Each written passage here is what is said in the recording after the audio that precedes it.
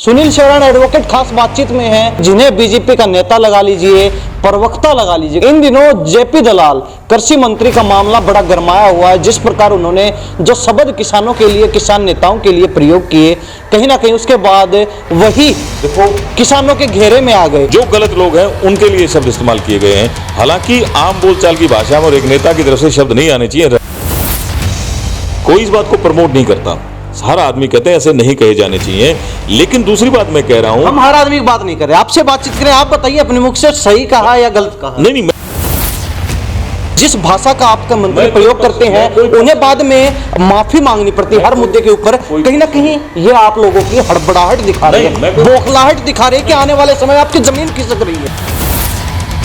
एक बहुत बड़ा किसान आंदोलन दोबारा से तैयार हो रहा था। अब चुनाव का समय बड़ा नजदीक है, सरकार पर भी दबाव बनना लाजमी था। सरकार को दबाव के तहत किसानों की हर मांग माननी भी पड़ती, जिसको भटकाने के लिए एक सोची समझी साजिश के तहत कृषि मंत्री द्वारा ये शब्द कहलवाए गए हैं भरी सभा के अंदर, ताकि किसानों को डाइवर्ट किया जा सके। हर जगह, हर जिले के अंदर किसानों को छोटे छोटे आंदोलनों में बांट दिया सरकार ने, ताकि एक बड़े लेवल पर आंदोलन ना खड़ा हो सके। ये आपकी सरकार की सोची। देखो प्रिंस, ऐसा है, ये थ्योरीज हैं जो मीडिया के द्वारा कुक की जाती हैं। वो अपने क्योंकि मीडिया को मसाला चाहिए। मसाला दे कौन रहा है? ऐसी चीजें कुक दे कौन रहा है? एडवोकेट साहब दे कौन रहा है? कोई नहीं दे रहा है, आप दे रहे हैं। ये बार बार मसाला आप लोग दे रहे हैं, एडवोकेट साहब आप लोग दे रहे हैं। किसान आंदोलन का तो आज रिजल्ट ये आ गया है कि लोग अब ये कहने लगे हैं जी कि अगर वो बिल आगे होते और वो फैसिलिटीज जी किसानों को मिल गई होती तो किसानों को बहुत बड़ा लाभ होता। तीनों कानून वापस हुए, तीनों कानून वापस हुए। उसके बाद आपकी सरकार ने लिखित में आश्वासन दिया कि आपकी ये मांगे हैं, हम इनको मानेंगे, लेकिन अब तक कोई मांग पूरी नहीं। कुछ लोगों को आदत है विरोध की, क्योंकि उनके विचारों की दुकानें बंद हो गई हैं और वो हर जगह हैं। ऐसा नहीं कि वो एक ही जगह है, वो हर जगह है। और जहां इतना ही अच्छा काम किया होता तो आपको गठबंधन में सरकार नहीं बनानी पड़ती। सुनील जी, आपके पक्ष में बोले तो वो लोग बड़े अच्छे हैं। आपके अगर एक छोटी सी बात भी आपकी सरकार के, आपके नेता के खिलाफ बोल दें तो वो आपके विरोधी हो जाते हैं। ऐसा नहीं है, आप अपनी अभी लेटेस्ट आपका कार्यक्रम हुआ दादरी के अंदर, नए प्रदेश अध्यक्ष नायब सिंह सैनी का बड़ा भव्य तरीके से स्वागत करने का प्रयास, लेकिन कहीं ना कहीं पूरा जिले का जो बीजेपी का खेमा है वो फैल साबित था। कल का प्रोग्राम कोई भी देखेगा तो वो बता देगा कि एक छोटी सी कॉल पे हर डिस्ट्रिक्ट में जो नए प्रदेश अध्यक्ष हैं वो जा रहे हैं। एक अच्छा प्रोग्राम, भव्य प्रोग्राम इसमें रेस्ट हाउस में हुआ और जिसमें पार्टी के कार्यकर्ता ही थे, रैली नहीं थी वो कि हर व्यक्ति की सुनवाई हो रही है। बीजेपी में हर कार्यकर्ता की सुनवाई हो रही है। हाँ, हर कार्यकर्ता। आपको अलग क्यों टाल दिया? आपने समय ले रखा था मौके पर, ऐसी क्या बात हो गई कि आपके पास पहुंचते नहीं? एडवोकेट साहब, खट्टर साहब का फरमान है, नायब सिंह सैनी के हाथ में कमान है, सबकी मतलब जगह जगह धरने चल रहे हैं। ये आपकी सरकार में ही हो रहा है और आप कहते हैं किसानों का हमने ये कर दिया, किसानों की आय दुगनी हो गई, किसानों को हमने जमीन से उठाकर आसमान में, हवा में लहरा रही है किसान की। प्रिंस भाई, हर व्यक्ति को सेटिस्फाई नहीं किया जा सकता। नमस्कार, स्वागत आपका हरियाणा न्यूज 24 पर। मैं हूं प्रिंस लांबा, मेरे से विनय सिंधु के साथ मौजूद है चरखी दादरी में। और चरखी दादरी में वही खास चेहरा हमारे साथ खास बातचीत में, जो अक्सर अपनी पार्टी को लेकर अपने आप को आगे कर देते हैं, हर मुद्दे पर अपनी पार्टी का समर्थन करते हैं हर बात पर, और कहीं ना कहीं जो विरोध करते हैं उनको मुंह तोड़ जवाब देने से भी पीछे नहीं हटते। सुनील शेरण एडवोकेट खास बातचीत में हैं, जिन्हें बीजेपी का नेता लगा लीजिए, प्रवक्ता लगा लीजिए, क्योंकि एक प्रवक्ता से भी बेहतर भूमिका पार्टी के लिए अपनी ये निभा रहे हैं। वैसे तो अपने आप को कार्यकर्ता बोलते हैं, लेकिन जिस प्रकार हर मुद्दे पर आगे अड़ते दिखाई देते हैं तो उससे स्पष्ट हो जाता है कि कितनी गहराई से अपनी पार्टी के लिए काम कर रहे हैं। आज एक विशेष मुद्दे पर बातचीत करेंगे। इन दिनों जेपी दलाल कृषि मंत्री का मामला बड़ा गरमाया हुआ है। जिस प्रकार उन्होंने जो शब्द किसानों के लिए, किसान नेताओं के लिए प्रयोग किए, कहीं ना कहीं उसके बाद वही देखो किसानों के घेरे में आ गए। अब खास बातचीत सुनील शेरण से करेंगे। एडवोकेट साहब, सबसे पहले बड़ा स्वागत आपका हरियाणा न्यूज 24। प्रिंस भाई, जब आप किसी चीज़ को इंट्रोड्यूस कर रहे हैं तो आप अपने फैक्ट्स भी चेक करें, आप उस बाइट को दोबारा चलाएं। जो शब्द दलाल साहब ने कहे हैं वो कहीं भी किसानों के लिए नहीं है। और आप उस पूरे वक्तव्य को सुनेंगे या उसके अलावा भी दलाल साहब को सुनेंगे प्रिंस भाई, तो वो हमेशा इस बात से शुरुआत करते हैं कि आप किसान तो मेरे भगवान हैं, मैं किसानों के खिलाफ जा ही नहीं सकता, मैं खुद किसान का बेटा हूँ। तो मैं आपसे हाथ जोड़ के कहूँगा, जरूर एक विवाद हो गया है, जो शब्द कहे गए भाषा में वो शब्द कहे नहीं जाने चाहिए, सब इस बात को भी मानते हैं, हर कोई ये बात मानता है। लेकिन जो विवाद ये कह के किया जा रहा है कि वो किसानों को कह रहे हैं, ये सब बिल्कुल भी नहीं है, किसानों को नहीं कह रहे हैं वो। तो किसको कह रहे हैं एडवोकेट साहब, किसको कह रहे हैं? देखो, अपन पहले भी इस बात में डिस्कशन करते थे और आज भी इस बात की डिस्कशन करते हैं। कुछ लोग अपने स्वार्थ के लिए, राजनीति से प्रेरित होकर, जी, अपने खुद के काम निकालने के लिए, लोगों को भड़काने के लिए, सरकार के खिलाफ खड़ा होने के लिए, कुछ लोगों को हैबिट होती है, आदत होती है जी। ये उन लोगों को कह रहे हैं जो किसान को बहका रहे हैं, किसान से झूठ बोल रहे हैं, किसानों को किसी आंदोलन में धकेलने का प्रयास कर रहे हैं। जो गलत लोग हैं उनके लिए शब्द इस्तेमाल किए गए हैं। हालांकि आम बोलचाल की भाषा में और एक नेता की तरफ से शब्द नहीं आने चाहिए, आदमी इस बात को स्वीकार करता है, किसी ने इसको प्रमोट नहीं किया।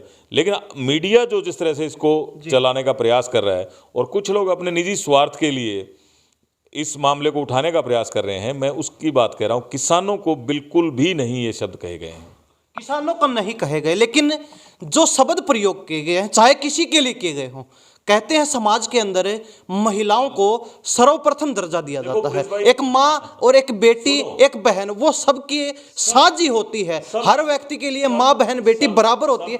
क्या वो किसी के लिए भी कहे गए वो शब्द ठीक थे या गलत थे? हर आदमी इस बात को स्वीकार करता है कि नेता के द्वारा ये सब बातें नहीं कही जानी चाहिए। कोई इस बात को प्रमोट नहीं करता, हर आदमी कहते हैं ऐसे नहीं कहे जाने चाहिए।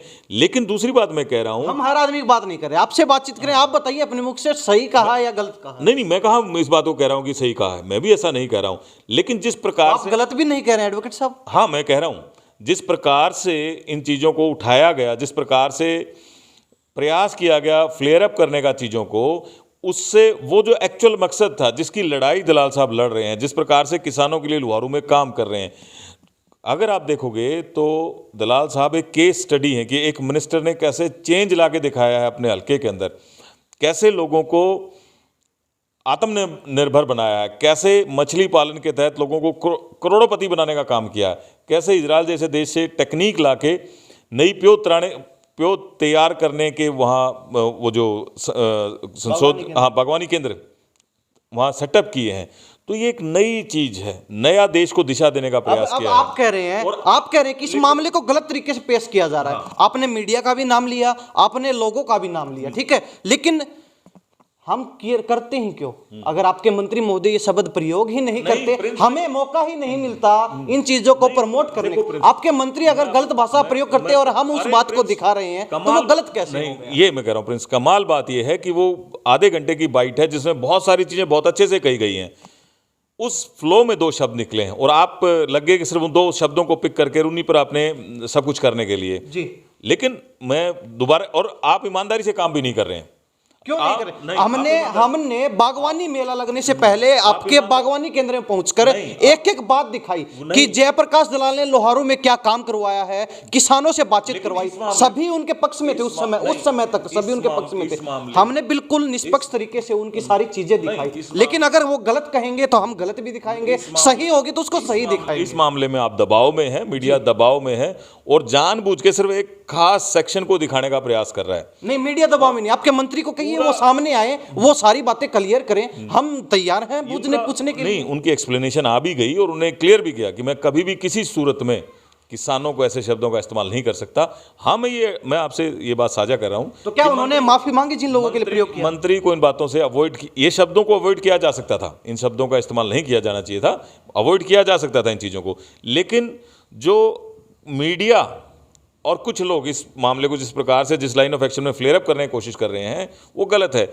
मैं कहता हूं कि उस पूरे भाषण को दिखाया जाना चाहिए, सिर्फ उन 4 लाइनों को नहीं। हमने पूरे भाषण को भी दिखाया। हाँ, तो आप जब उस पूरे भाषण को देखेंगे तो जो पर्पस है, जो बात कही गई है, वो इस मकसद से कही गई है कि एक राइट डायरेक्शन में चलो, राइट डायरेक्शन में देश जाने का प्रयास कर रहा है, सरकार ले जाने की कोशिश कर रही है। कुछ लोग आप लोगों को बहका रहे हैं, बरगला रहे हैं, और दलाल साहब भी हमारे बीच के आदमी हैं, ये सही, इसमें कोई दूसरी बात नहीं है। बहुत सी बार ये जो हमारे नेता होते हैं वो पता नहीं कौन कौन सी भाषा का इस्तेमाल, ये जो किसान नेता अपने आप को जो कहते हैं, आप अपना पक्ष रख रहे हैं, कोई बात नहीं है, आप अपने मंत्री महोदय का पक्ष ले रहे हैं, वो भी कोई बात नहीं, लेकिन कहीं ना कहीं ये सारी चीजें जिस भाषा का आपका मंत्री प्रयोग करते हैं उन्हें बाद में माफी मांगनी पड़ती है हर मुद्दे के ऊपर। कहीं ना कहीं ये आप लोगों की हड़बड़ाहट दिखा रही है, बौखलाहट दिखा रही है कि आने वाले समय में आपकी जमीन खिसक रही है। नहीं, ऐसा नहीं है, कोई जमीन नहीं खिसक रही है, ना कोई बौखलाहट है। मैं फिर आपको मैं कह रहा हूं, आप क्या सिलेक्टिव हो गए हैं, कुछ पोर्शन को बार बार आप चला रहे हैं। आप उस पूरी डिटेल से बात सुनेंगे तो पूरे कॉन्फिडेंस के साथ और अच्छे से बात कही गई है, और लोगों के हित में और एक आम किसान के हित में क्या हो सकता है वो सब प्रयास किया ऐसा जा पहली बार नहीं हुआ सुनील जी, कोई पहली बार ऐसी चीजें सामने नहीं आई है। आपके मुख्यमंत्री, आपके पुराने शीर्ष नेता, आपके वरिष्ठ नेता, आपके विधायक, आपके सांसद, आपके मंत्री, तमाम ऐसे चेहरे हैं, पीछे कितने केस आप उठा कर लीजिए। आपके मुख्यमंत्री ने कई बार माफी मांगी अपने वक्तव्य को लेकर, किस लिए? क्योंकि वो इस भाषा का प्रयोग करते हैं। क्यों आप गलत भाषा का प्रयोग करते हैं? ऐसा करना मैं आपको बताऊं, माफी मांगनी पड़ती है, ये ठीक बात है, क्योंकि कई बार उसको मकसद कुछ और होता है, कहीं कुछ और बात जाती है, लेकिन उसको तोड़ मरोड़ के सामने पेश किया जाता है।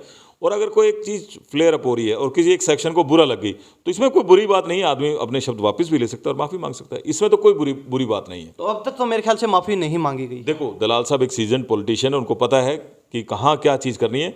मुझे लगता है कि उनका एक वक्तव्य आ गया है जिसमें उन चीज़ों को एक्सप्लेन किया है कि मेरा कहीं मकसद किसी भी भाई का दिल दुखाना है, किसी किसान भाई को कुछ भी कहने का नहीं था।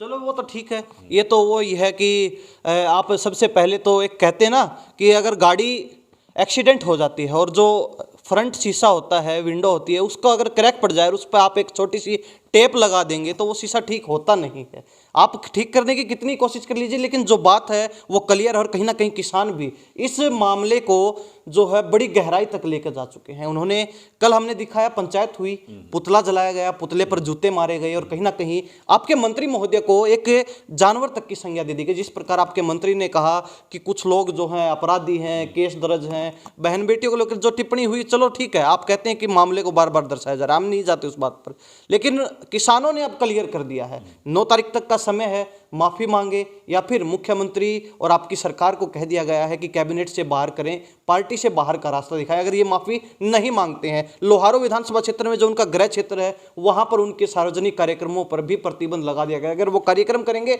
तो उसका विरोध जो है पूर्णतया किसानों के द्वारा किया जाएगा। ये तमाम चीजें फिलहाल चल रही हैं और 9 तारीख तक का अल्टीमेटम डेडलाइन दे दी। कोई बात नहीं प्रिंस भाई, मैं इस बात से स्वीकार करता हूं। अगर एक जैसे मैं भी ये बात सुझाव दूंगा दलाल साहब को, ठीक है, लोगों ने कैसे उस मामले को लिया है ये बहुत इंपॉर्टेंट बात है।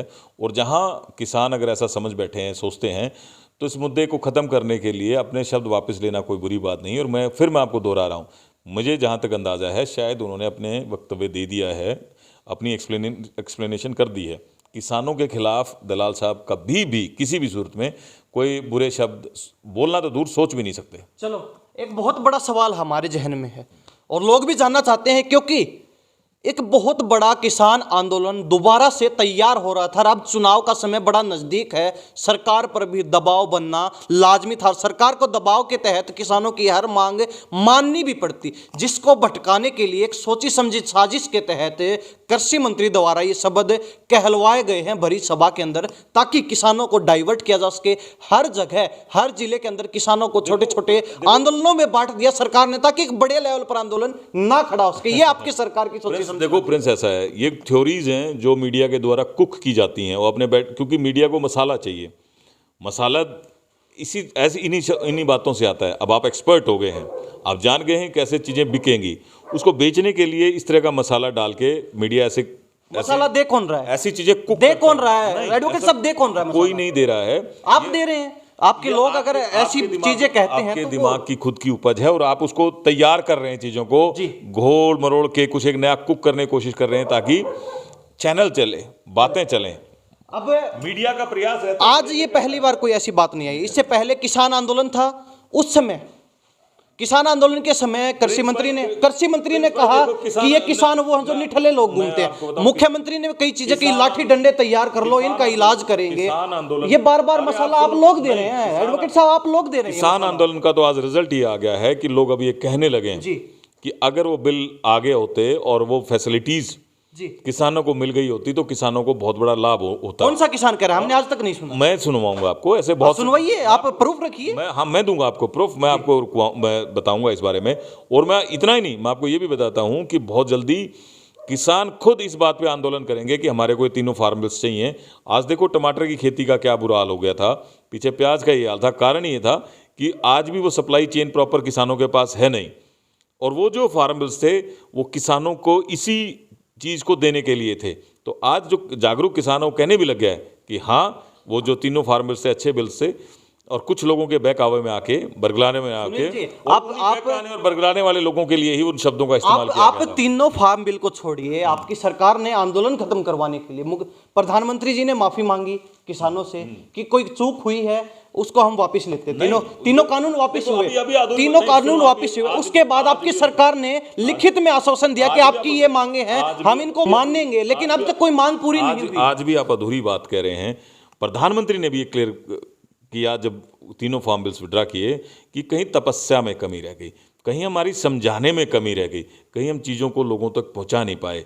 ये नहीं कहा कि फार्म बिल्स मैं इसलिए विड्रा कर रहा हूं क्योंकि ये गलत है। नहीं, ये मैंने भी नहीं कहा। उन्होंने कहा कि कहीं ना कहीं कोई चूक रही है। चूक कहीं ना कहीं ये आपको बताना पड़ेगा ना, चूक कहाँ रही है। मैंने बोला है। अरे तो ये चूक रहने का मतलब तो ये हो जाता है कि चूक रह गई फार्म बिल्स में। नो, उन्होंने क्लियर कहा कि बताने में, लोगों को समझाने में, लोगों तक जाने में, या इस सोसाइटी का एक वो सेक्शन जो बीजेपी विरोधी है, प्रधानमंत्री विरोधी है, वो अपनी बात को लोगों तक पहुंचाने में ज्यादा कामयाब हो गया। ये रीजन था। तो इसलिए कि आप कुछ भी नहीं है सुनील जी, आपके पक्ष में बोले तो वो लोग बड़े अच्छे हैं। आपके अगर एक छोटी सी बात भी आपकी सरकार के, आपके नेता के खिलाफ बोल दें तो वो आपके विरोधी हो जाते हैं। ऐसा नहीं है। आप अपनी चीजों को एक्सप्लेन करने, अपने हिसाब से चीजों को ले जाने का प्रयास कर रहे हैं।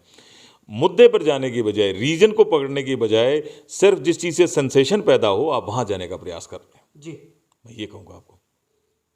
हम जाने का प्रयास करते हैं या फिर आपकी सरकार जानबूझकर वहां ले जाने का कोशिश करती है? आप बता दीजिए ना। आपको, आपके सामने इतने एग्जाम्पल है। अच्छे भाव, समय पर खाद पानी, अच्छी बिजली की व्यवस्था, किसानों को डायरेक्ट मुआवजा, किसानों के पैसे अकाउंट में डायरेक्ट उनकी फसल का पैसा, किसान कितनी अच्छी तरीके से अपने चीज़ों को सब मंडी तक ले जा सकें, वो सब व्यवस्थाएं। तो किस सरकार तो हर दिन लगी है कि सब कुछ झूठ है सुनील जी। मेरे पास प्रूफ है। सब कुछ जो आप बता रहे हैं सब कुछ झूठ है, कोरा झूठ है। मेरे पास प्रूफ है। मैंने अभी लेटेस्ट सर्वे किया उस गांव में, झज्जर जिले का आखिरी गांव, बिल्कुल अहिरवाल के बॉर्डर के ऊपर, कोसली विधानसभा क्षेत्र से बिल्कुल सटा हुआ, मात्र 500 मीटर की दूरी पर। वहां लोग कहते हैं कि मुआवजा आता है उसको एक क्षेत्र विशेष तक सीमित कर दिया जाता है। क्या हम हरियाणा के अंदर नहीं है? हमें मुआवजा नहीं मिलना चाहिए? हमारी फसलें खराब नहीं होती हैं? कहते हैं हर घर में आप चले जाइए, हर घर में लेटेस्ट जो फसल निकली हुई वो आपको घर पर रखी हुई मिलेगी। एक दाना तक नहीं बिका पूरे गांव का। ये हालात आपकी सरकार, ऐसा कहीं भी नहीं है। ये सब कहीं प्रूफ है। मैं ऐसे बात नहीं कर रहा हूं। आप ऐसे देखो प्रिंस, हर आदमी सरकार के साथ नहीं होता। कुछ लोगों के अपने पर्सनल इंटरेस्ट हैं जो सरकार के खिलाफ भी हैं। तो पूरा गांव भी पूरा सरकार के खिलाफ नहीं हो सकता? नहीं, मैं ये तो कल साबित हो जाएगा जब चुनाव आएगा। मैं आपको क्या कह रहा हूं कि लोग सरकार के काम से खुश हैं, इसलिए आप देखो कि बार बार सरकार हरियाणा में चुनाव जीतते हैं। हरियाणा में सरकार दोबारा वापस आई है, 10 की 10 लोकसभा की सीटें भारतीय जनता पार्टी की आई। कुछ लोगों को आदत है विरोध की, क्योंकि उनकी बेचारों की दुकानें बंद हो गई हैं, और वो हर जगह हैं। ऐसा नहीं कि वो एक ही जगह है, वो हर जगह है। और जहां उनके इतना अच्छा काम किया होता तो आपको गठबंधन में सरकार नहीं बनानी पड़ती। आप गठबंधन में इसलिए आए क्योंकि आपके काम से लोग खुश नहीं थे। आपके कामों को लोगों ने नकार दिया, आपकी पार्टी को लोगों ने नकार दिया, आपके नेताओं को लोगों ने नकार दिया। देखो, इसका विश्लेषण आप प्रॉपरली करेंगे तो दो चीजें हैं। पिछली बार से वोट ज्यादा है, दूसरा पार्टी का विरोध कम था। कहीं ना कहीं टिकटों के वितरण में ऐसा हुआ कि जो जिन कैंडिडेट्स को टिकट दी गई उनके पर्सनल विरोध के कारण वो लोग चुनाव हारे। पार्टी का विरोध नहीं था। भारतीय जनता पार्टी की नीतियों को आज भी हरियाणा में सब कहीं पसंद किया जाता है। अगर हर जगह आप हर विधानसभा क्षेत्र से 5-5 कैंडिडेट तैयार करेंगे तो विरोध तो होना ही लाजमी है, हारना भी लाजमी है। उसमें किसी और का खोट नहीं निकाले, विपक्ष का खोट नहीं निकाले। अरे 6 सीटों का ही तो फर्क रह गया, 40 सीटें तो फिर भी आई। और मैं दोबारा आपको बता रहा हूं, वोट परसेंटेज तो बढ़ के आया। तो ऐसा नहीं है कि सब कहीं विरोध 5 तैयार करना या विरोध करना, ये तो पार्टी की पॉपुलैरिटी की बात है। पार्टी की पॉपुलैरिटी थी, कितने लोग थे जो पार्टी इंटरेस्टेड थे बीजेपी के साथ चुनाव लड़ने में, बीजेपी की टिकट मांग रहे थे। चलो ठीक है, आप पार्टी की बात शुरू कर दी तो आप पार्टी पे कुछ चर्चा कर लेते हैं। अभी लेटेस्ट आपका कार्यक्रम हुआ दादरी के अंदर, नए प्रदेश अध्यक्ष नायब सिंह सैनी का बड़ा भव्य तरीके से स्वागत करने का प्रयास, लेकिन कहीं ना कहीं पूरा जिले का जो बीजेपी का खेमा है वो फैल साबित रहता है, नजर आता है। नहीं, हम नहीं कह रहे हैं, वीडियो है, प्रूफ है। वो लोग, उन लोगों का हमने बातचीत की जो यूपी बिहार से प्रवासी मजदूर हैं, मजदूरी करते हैं, ईंट भट्टों के ऊपर दैनिक मजदूरी करते हैं, उनको किराए पर लाया गया। कोचिंग सेंटरों से बच्चों को लाया गया, और आज कुछ बच्चे तो उसमें ऐसे थे जिनके वोट तक नहीं थे, नाबालिग बच्चे। नहीं, ऐसा बिल्कुल भी नहीं है। ना तो कहीं से इनको लाया गया, मजदूर प्रवासी मजदूरों को लाया गया, ना कहीं से बच्चों को लाया गया। हाँ, एक लड़कियों का एक ग्रुप आया था जो कौशल विकास योजना से जुड़े हुए थे। वो अपनी कोई बात रखने के लिए वहाँ सैनी साहब से मिलने के लिए आए थे। अदरवाइज बड़ा भव्य प्रोग्राम और बड़ा सक्सेसफुल प्रोग्राम हुआ। पूरे दादरी शहर के अंदर 14 से 15 जगह अच्छा चाय का प्रोग्राम था, और वहाँ भी लोगों ने अच्छी भीड़ के साथ बड़ा स्वागत किया नायब सैनी मतलब साहब हर का। जगह आप कार्यक्रम करेंगे तो सरकारी विभागों के जो लोग हैं, जो कर्मचारी, उन पर दबाव बनाएंगे, उनको रैलियों के अंदर। आपकी करनाल में अमित शाह की रैली हुई, उसमें नहीं देखा आपने? पूरे हरियाणा की रोडवेज वहां आपने ले जाके खड़ी कर दी। पूरे हरियाणा से HKRN के सारे पूरे स्टाफ को आपने वहां बुलवा लिया। गाड़ियां तो देखो, वो प्रोग्राम था जो लाभार्थी थे, जो गरीब आदमी थे, उनके लिए, उनको आने जाने के लिए फेलिसिटेट तो करना पड़ेगा, तो गाड़ियां चाहिए। और गाड़ियों को और प्रॉपर प्रोग्राम को ऑर्गेनाइज कराने के लिए भी सरकारी कर्मचारियों की आवश्यकता होती है। सिर्फ इस काम के लिए वो लगे हुए थे। हमने आज से पहले नहीं देखा। ऐसी बहुत सारी चीजें होती हैं जो आप जीवन में पहली बार देखते हैं प्रिंस। तो ये आप पहली बार देख रहे हैं चीजें। आपकी सरकार कैसे नए नए नियम बना रही है? तभी तो मैं कह रहा हूं, आप सेलेक्टिव हो रखें। आप उस चीज पे जा रहे हैं, बस या वो कर्मचारी, आप उस पे नहीं जा रहे हैं कि कौन वो लोग थे। प्रिंस भाई, इसी लाभ क्या हुआ? लाभ क्या हुआ? बता तो रहा हूं मैं। इसी देश में ऐसे लोग, ऐसे प्रधानमंत्री हुए जो ये कहते थे कि हम ऊपर से 1 रुपया भेजते हैं, नीचे 15 पैसे पहुंचते हैं। आज जो पैसा 1 पैसा भी ऊपर से 1 रुपया भेजा जाता है, तो डायरेक्ट उसके पॉकेट में पूरा 1 रुपया जाता है। एक बीच में कोई कट नहीं होता। एक सेकेंडली, लाभार्थी वो थे जहां एक 5-5 लाख रुपए तक का फ्री इलाज, वो लाभार्थी थे। वो लाभार्थी थे जिनको फ्री अनाज मिल रहा है। वो लाभार्थी थे जिनको पेंशन्स मिल रही हैं। वो लाभार्थी थे जिनको रोजगार मिल रहा है। वो लाभार्थी थे जिनको सरकार की अन्य सेवाएं मिल रही हैं। और ऐसे व्यक्तियों का समाज में बाहर निकल के आना बहुत जरूरी है। और उन्हीं लाभार्थियों ने आपकी रैली में झंडी पाड़ दी। उन्हीं लाभार्थियों ने रैली खत्म होने के बाद हमारे कैमरे पर बातचीत की, कहते हैं धक्के से लाया गया, जबरदस्ती करके लेटर निकाल दिए, अगर रैली में नहीं पहुंचे तो आपके खिलाफ कार्रवाई करेंगे। वो कर्मचारियों की तरफ से कही गई बात थी। और कर्मचारी झूठ बोल रहे हैं। हाँ, कर्मचारी ऐसा करते हैं। क्यों कर रहे हैं? आदत है कर्मचारियों की, निकम्मे। आप तो कह रहे हैं हमने लाभ दिया है, तो लाभ दिया तो वो खिलाफ बोले। वो ये बात उन कर्मचारियों की थी जिनकी ड्यूटी लगी थी उस काम को व्यवस्थित कराने के लिए, जो आपके पास थे। और वो ज्यादातर मैनिपुलेटेड आदमी थे। हर आदमी का इंटरेस्ट बीजेपी के साथ नहीं होता। आप बाहर निकलेंगे, कुछ लोग बीजेपी के खिलाफ भी होंगे, और खिलाफ होना भी चाहिए। इसका बड़ा कारण ये है कि कुछ लोग इस सोसाइटी में रोंग भी हैं, तो रोंग आदमी बीजेपी के साथ नहीं हो सकता। तो ऐसे कुछ सिलेक्टिव आदमी ने आपने पकड़ा और उनके शब्द दिखा दिए, तो उससे कोई फर्क नहीं पड़ता। जो चीज अगर बीजेपी के नेगेटिव जाती है, जो चीज बीजेपी के नेगेटिव, नहीं सुनील जी, गलत बात है, गलत बात। आप इल्जाम नहीं लगा सकते ऐसे। जो चीज आपके नेगेटिव जाएगी तो आप उसको गलत बता देंगे। 100 बार दिखाओ, लेकिन मैं कम से कम ये आपसे कहता हूं कि आपको वो जो भारतीय जनता पार्टी का प्रोग्राम जिस पर्पस के लिए किया गया, और जैसे कैसे एक आम आदमी को रोजगार, स्वास्थ्य सुविधाएं, अन्य सरकारी योजनाओं की सुविधाएं डायरेक्ट उनके पैसे खाते में जाती हैं, उनको मिलती हैं, इन सब बातों को भी आपको सामने रखना चाहिए। चलो, ये तो कर्मचारियों की बात है, कर्मचारियों की बात। सुनील जी, आपके खुद कार्यकर्ता बीजेपी से नाराज नजर आ रहे हैं। आपके कार्यकर्ता खुद अंदर खाते बहिष्कार करते नजर आ रहे हैं। आपको कहीं ना कहीं आने वाले समय में बीजेपी को आंतरिक बहिष्कार से निपटना पड़ेगा। मैं आपको बताऊं कितना बड़ा फैसला अभी हुआ कि प्रदेश अध्यक्ष बदला गया। आपने कोई चूं सुनी? क्या फर्क पड़ा उससे? अरे, आप सवाल को दोबारा बदल गए। मैं कह रहा हूं पहले हम जिस बात को चर्चा कर रहे हैं उसको पूरा करें जी। कहीं भी कोई चूं हुई आपने सुनी हो? प्रदेश अध्यक्ष ने बिल्कुल नए प्रदेश अध्यक्ष के पगड़ी बनाई, उसका स्वागत किया और उनके लिए वेल विशेस दी। कहीं कोई चर्चा नहीं हुई। ये मैं संगठन की बता रहा हूं। और कल यहां आपका कैमरा और आपका स्टाफ यहां मौजूद था। कल का प्रोग्राम कोई भी देखेगा तो वो बता देगा कि एक छोटी सी कॉल पे हर डिस्ट्रिक्ट में जो नए प्रदेश अध्यक्ष हैं वो जा रहे हैं। एक अच्छा प्रोग्राम, भव्य प्रोग्राम इसमें रेस्ट हाउस में हुआ, और जिसमें पार्टी के कार्यकर्ता ही थे। रैली नहीं थी, वो पार्टी के कार्यकर्ता थे। और उसके अलावा 14 जगह पर पूरे दादरी शहर में कार्यक्रम हुआ। ये इससे ज़्यादा और पॉपुलैरिटी आप किसको मानेंगे? और पूरा जो बीजेपी का संगठन था वह मौजूद था। सभी लोगों ने वेलकम किया, चाहे वो आज का जिला अध्यक्ष हो, चाहे प्रदेश के अंदर जिन जिन लोगों की जिम्मेदारी है दादरी जिले के, यानी कि हर व्यक्ति की सुनवाई हो रही है। हाँ, बीजेपी में बिल्कुल। हर कार्यकर्ता की सुनवाई हो रही है। हाँ, हर कार्यकर्ता। आपको अलग क्यों टाल दिया? आपने भी स्वागत कार्यक्रम कर रखा था, काफी संख्या में लोग इंतजार कर रहे थे, वेलकम करने के लिए खाने का कार्यक्रम था, आपको किनारे क्यों कर दिया गया? अरे भाई, जब मैं खुद ही कह रहा हूं तो आप समझोगे मेरे को किनारे किया होता तो मैं थोड़ी मना करता। मेरे को कोई किनारे नहीं किया गया। आपने समय ले रखा था, मौके पर ऐसी क्या बात हो गई कि आपके पास पहुंचते नहीं? नहीं, ऐसा कोई अन मौके की बात नहीं है, क्योंकि देर बहुत हो गई थी और उन्हें इमरजेंसी कहीं जाना पड़ा। मेरे पास अंदरूनी सूत्रों की हम बता देते हैं। अंदरूनी सूत्र ये हैं कि बीजेपी के जो प्रधान है दूसरे, जिनकी आपके साथ नहीं बनती है, उन्होंने रोक दिया नायब सिंह सैनी को आपके कार्यक्रम में आने से। ऐसा तो कोई करता ही नहीं किसी के साथ, ऐसे कुछ नहीं होता किसी ऐसा ही हुआ सुनील नहीं जी? नहीं, ऐसा कुछ नहीं होता। मैं आपको बताऊं, उनको एक तो रात का बहुत लेट समय हो गया था, फिर दूसरी कोई इमरजेंसी कॉल आ गई।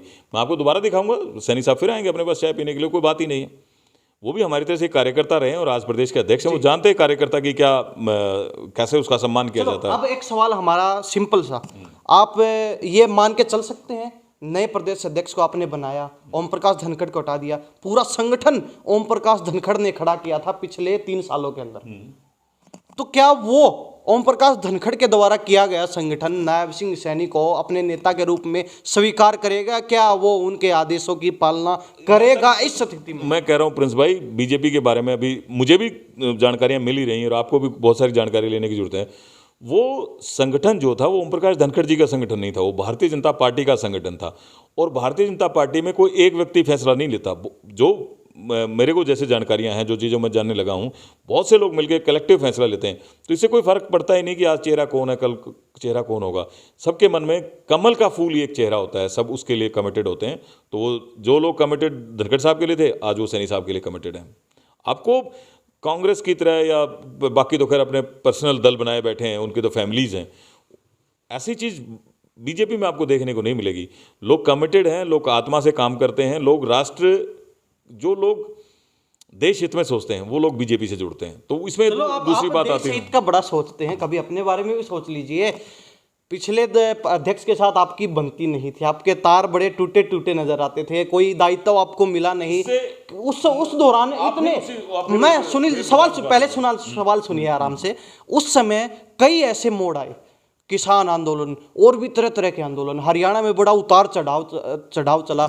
उसके बाद आपके नेताओं का बहिष्कार होने लगा, हर जगह आपके नेताओं को जूते पड़ रहे थे, मतलब इतना नीचा दौर भी आपको देखना पड़ा उस दौरान। और वहां भी आपने अपनी छाती आगे अड़ाकर अपनी सरकार का बचाव करने की कोशिश की, हर मुद्दे पर खुलकर बोले, फिर भी आपको कोई दायित्व नहीं मिला। यानी कि पिछले प्रधान से आपकी इतनी जमती नहीं थी, नए प्रधान आ गए, इनसे भी आपको दूर दूर रखा जा रहा है। तो कभी अपने बारे में भी सोच लीजिए, चल क्या रहा है? मैं अपने बारे में ही सोचता हूँ। जब मैं यहाँ से निकलता हूँ और 152D पे चढ़ता हूँ, जहाँ चंडीगढ़ पहुँचने में 6-7 घंटे लगते थे, 2.5 से 3 घंटे में वहाँ पहुँचते हैं। तो मैं मत बताइए सुनील जी, संगठन की बात। मैं अपने बारे में ही सोचता हूँ। आज जो फैसिलिटीज़ इस देश में मिल रही हैं, आज जो चीज़ों का सुधार हो रहा है, आज जो देश का मान सम्मान और नाम आगे बढ़ रहा है, वो सब भारतीय जनता पार्टी की देन है और इसलिए हम भारतीय जनता पार्टी के साथ हैं। तो प्रिंस भाई, मैं अपने बारे में ही सोच रहा हूँ, मैं अपने बच्चों के फ्यूचर के बारे में सोच रहा हूँ, इसलिए मैं भारतीय जनता पार्टी के फेवर की बात करता हूँ जी। तो ये सुनील एडवोकेट हमारे साथ खास बातचीत में, सुनील चौहान खास बातचीत में हैं। वैसे तो पिछली बार भी बालढा विधानसभा क्षेत्र से चुनाव लड़ने के इच्छुक थे, लेकिन कहीं ना कहीं इनको पीछे रखा जाता है एक कदम, और आंतरिक जो सरगर्मियां चलती हैं उनके तहत इनको मौका नहीं मिला। लेकिन फिर भी ये कहते हैं हमें अपने जो है खुद के स्वार्थों से बढ़कर पार्टी का हित जरूरी है, कहीं ना कहीं पार्टी के हित में अक्सर काम करते रहते हैं। और अब सुनने में ये भी आ रहा था कि आने वाले समय में इनको बड़ा दायित्व मिलता है, और दायित्व से मत ऐसे इन लाइन ऑफ एक्शन में मत सोचा करें प्रिंस भाई। पर्पस कुछ और है, पर्पस है कि देश कैसे आगे बढ़ रहा है और इस काम को आगे बढ़ाने में काम भारतीय जनता पार्टी कर रही है। मेरे को क्या दायित्व मिल गया, आगे क्या मिलेगा, पहले नहीं मिला या कुछ और हुआ, उससे कोई फर्क नहीं पड़ता। ये तो चर्चा का विषय ही नहीं है जी। चलो, दायित्व से एक सवाल याद आया जो हमारे जहन से निकल गया था। सवाल ये है कि नए प्रदेश अध्यक्ष नायब सिंह सैनी, उनको बनवाने का काम किया मनोहर लाल खट्टर ने, क्योंकि बड़े करीबी साथी हैं उनके, बड़ा आपस में तगड़ा बॉन्ड है एक मित्रता का मनोहर लाल खट्टर और नायब सिंह सैनी के बीच। कहीं ना कहीं अब सुनने में ये आ रहा है, विपक्ष के लोग भी ये सवाल उठाते हैं, आम लोगों के बीच भी ये चर्चाएं चलती हैं कि मनोहर लाल खट्टर जिस प्रकार चाहेंगे, जिस नाम को चाहेंगे, जिस चेहरे को चाहेंगे, उसे संगठन में डलवाएंगे, उसे जिसको नहीं चाहेंगे उसको संगठन से निकलवाएंगे। भाई बहुत बार हमारी और इस बारे में चर्चा हुई है। मैं फिर आपको बता रहा हूँ, बीजेपी के अंदर कलेक्टिव फैसले होते हैं, एक आदमी फैसला नहीं लेता। जो पार्टी हित में होता है वो सब मिलकर फैसला लेते हैं। तो ये अपने को इन बातों की चर्चा ही नहीं करनी चाहिए, मैं कह रहा हूँ। और वैसे मेरा इतना लेवल भी नहीं है कि मैं इन सब बारे में बातें करूँ, चर्चा करूँ। एडवोकेट साहब, खट्टर साहब का फरमान है, नायब सिंह सैनी के हाथ में कमान है। सबकी कलेक्टिव फैसला है, सबका कलेक्टिव फैसला। इस फैसले में सब लोग शामिल है, बीजेपी की जो टॉप लीडरशिप है सब शामिल है इसमें। सिर्फ एक मनोहर लाल जी नहीं, यहाँ तो लोग बैठ के ऐसे, क्योंकि एक्चुअली में बीजेपी के कैरेक्टर की जानकारी नहीं है, इसलिए यहाँ बैठ के लोग अलग तरीके से स्पेकुलेट करते हैं, अलग तरीके से अपना विचार व्यक्त करते हैं। बीजेपी में कलेक्टिव फैसले लिए जाते हैं, किसी एक पर्सनल हित, किसी का हित नहीं देखा जाता, सिर्फ देश हित में, पार्टी हित में लोग फैसला लेते हैं। पार्टी को लोग अपनी माँ समान मानते हैं, पार्टी में ये सोच के काम करते हैं।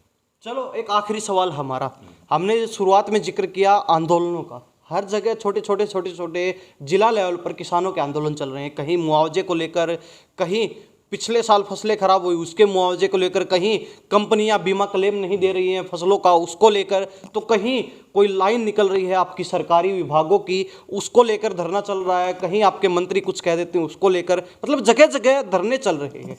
ये आपकी सरकार में ही हो रहा है और आप कहते हैं किसानों का हमने ये कर दिया, किसानों की आय दुगनी हो गई, किसानों को हमने जमीन से उठाकर आसमान में हवा में लहरा रही है किसान की चद्दर। प्रिंस भाई, हर व्यक्ति को सेटिस्फाई नहीं किया जा सकता और ऐसा पर्पस भी नहीं होना चाहिए, और कुछ लोग अगेंस्ट होंगे भी। और कई बार ऐसा भी होता है, ऐसा नहीं कि जब एजिटेशन होती है तो उसका जेन्युइन कॉल नहीं होती, कई बार जेन्युइनली भी होती है। जैसे आपने बताया कि ये जो नई लाइन बिछ रही है बिजली की और वहाँ लोग उन खंभों के खिलाफ खड़े हो जाते हैं, मुआवजे की बात करते हैं, तो कई बार ऐसा होता भी, कंपनसेशन जितनी होनी चाहिए उतनी नहीं होती, फिर उसके बाद वार्तालाप होती है सरकार में और किसानों के बीच में, और वो उस चीज़ को सॉर्ट आउट भी कर लिया जाता है। तो और कई बार अधिकारियों की गलती से लोगों का मुआवजा प्रॉपर नहीं पहुंच पाता, सरकार के संज्ञान में लाने के लिए फिर आंदोलन हो जाते हैं, लोग खड़े हो जाते हैं, लोग नारे लगाते हैं, फिर उनकी बात सुन ली जाती है और चीज़ों को करेक्ट कर दिया जाता है। तो ये तो एक नॉर्मल पार्ट है किसी भी गवर्नेंस का, ये एक नॉर्मल पार्ट है। कहने में करेक्ट करना बड़ा आसान लगता है, लेकिन जो लोग उसके लिए संघर्ष करते हैं, जितने दिन उन्हें दिन रात एक करके मेहनत करनी पड़ती है, संघर्ष करना पड़ता है, उनको पता है वो कैसे करेक्ट करवा पाते हैं, कैसे वो विरोध करके, कैसे वो जो है लाठी डंडे, ठंड बारिश गर्मी धूप सब कुछ सहन करके अपनी मांगे मनवाते हैं, चीज़ों को करेक्ट सरकार के संज्ञान में लाकर करवाते हैं, अधिकारियों को झुकाते हैं। वो उनको पता है कितना उन्हें संघर्ष करना पड़ता है। बाकी सुनील जी, चलो शुभकामनाएं देते हैं, आपकी मंत्रियों की जो है जुबान जो थोड़ी टेढ़ी चलती है उसको वो सुधार पाए। मैं भी प्रिंस भाई आपका बहुत स्वागत करता हूं। एक बड़े ज्वलनशील मुद्दे पर आज फिर हमने चर्चा की, बातें रखी और कोशिश की कि जनता के साथ जो राइट पर्सपेक्टिव में जो एक्चुअल चीज़ें हैं वो चीज़ें शेयर की जा सकें। चर्चा की कि आपने मुझे स्पेस दी और कई बार मैंने मीडिया की आलोचना भी की, क्रिटिसाइज भी किया, उसके बावजूद भी आप पेशेंस रखते हैं और मुझे बार बार मौका देते हैं। प्रिंस भाई बहुत बहुत धन्यवाद जी। तो एडवोकेट सुनील शिवरान खास बातचीत में हमारे साथ बने हुए थे, हर मुद्दे पर, हर ज्वलनशील मुद्दे पर हमारे साथ अक्सर टक्कर लेते दिखाई देते हैं, अक्सर सवालों का, कड़े हुए सवालों का, ज्वलनशील सवालों का सामना करते हैं और कहीं ना कहीं उन नेताओं में से नहीं है, उन चेहरों में से नहीं है, उन नामों में से नहीं है जो कड़वे सवाल सुनते ही कुर्सी छोड़ के भागने लगे।